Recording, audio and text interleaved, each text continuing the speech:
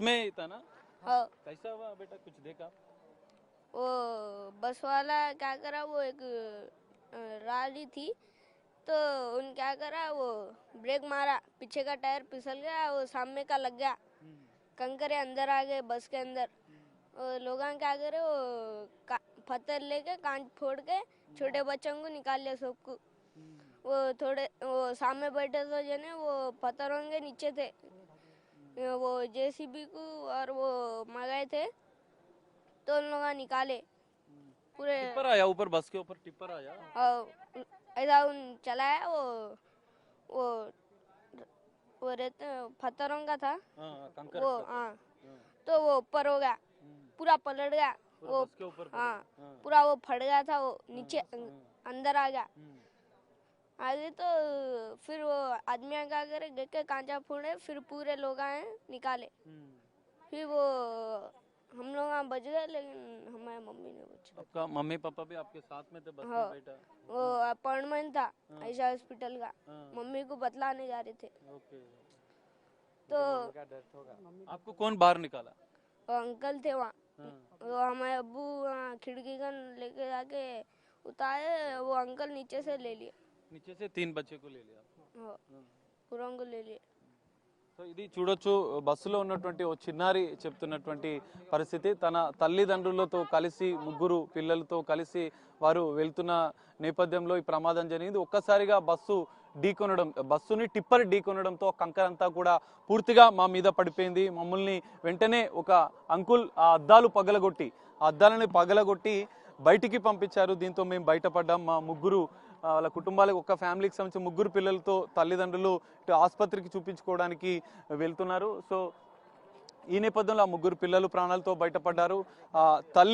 తల్లి మృతి చెందగా ఇందులో తండ్రి తీవ్ర గాయాలై ఆసుపత్రిలో చికిత్స పొందుతున్న పరిస్థితి.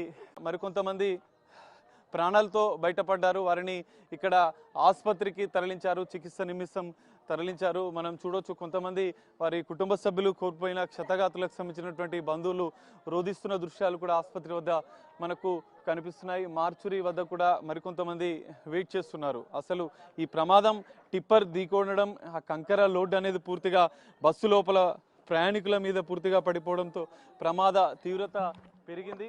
ఇక్కడ కుటుంబ సభ్యులు కూడా ఇక్కడికి ఉన్నారు. ఒకసారి మనం వాళ్ళతో కూడా మాట్లాడించే ప్రయత్నం చేద్దాం. ఒకసారి అంటే ఏం జరిగింది ఏంటనే విషయం మనం తెలుసుకుందాం. అన్న, మీరు ఎక్కడి నుంచి అన్న? శ్రీరామ్ నగర్ తాండ వికారాబాద్ విలేజ్ ఉంటుంది. అక్కడ నుంచి అక్కడ మొయినాబాద్ దగ్గర హాస్పిటల్ చేస్తారు.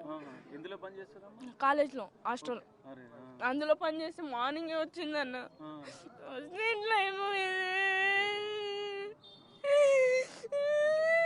రోజు బస్సులోనే వెళ్తుంటదా? రోజు బస్సుకి వస్తుంది అన్న.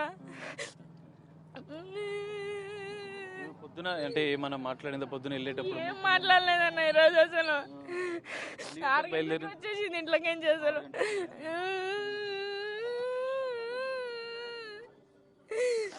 పొద్దున వెళ్ళేటప్పుడు ఏమన్నా చెప్పిందా మీతో? అసలు ఏంది, ఎట్లా జరిగింది అనేది మాకేం తెలుసు అన్నాడు ఎట్లా జరిగింది అనేది.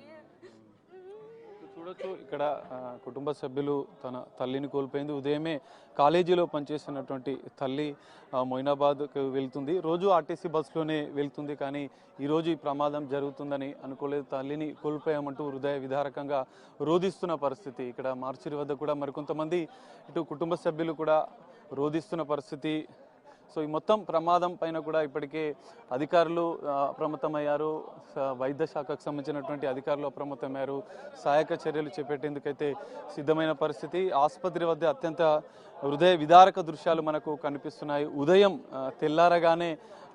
తెల్లారగానే వారంతా కూడా పనులకు, ఇటు విద్యార్థులు చదువు కోసం, మిగతా ఉద్యోగులు, ప్రైవేటు సంస్థల్లో పనిచేసే ఉద్యోగులు కూడా ఉదయం తెల్లారగానే రెడీ అక్కడి నుంచి వెళ్తూ ఆర్టీసీ బస్సులలో వెళ్తుంటారు. సో ఈ నేపథ్యంలోనే ఆర్టీసీ బస్సులో ఇంత దారుణమైన ప్రమాదం జరగడం పట్ల కొంతమంది అత్యంత బాధను వ్యక్తం చేస్తున్న పరిస్థితి కనిపిస్తుంది.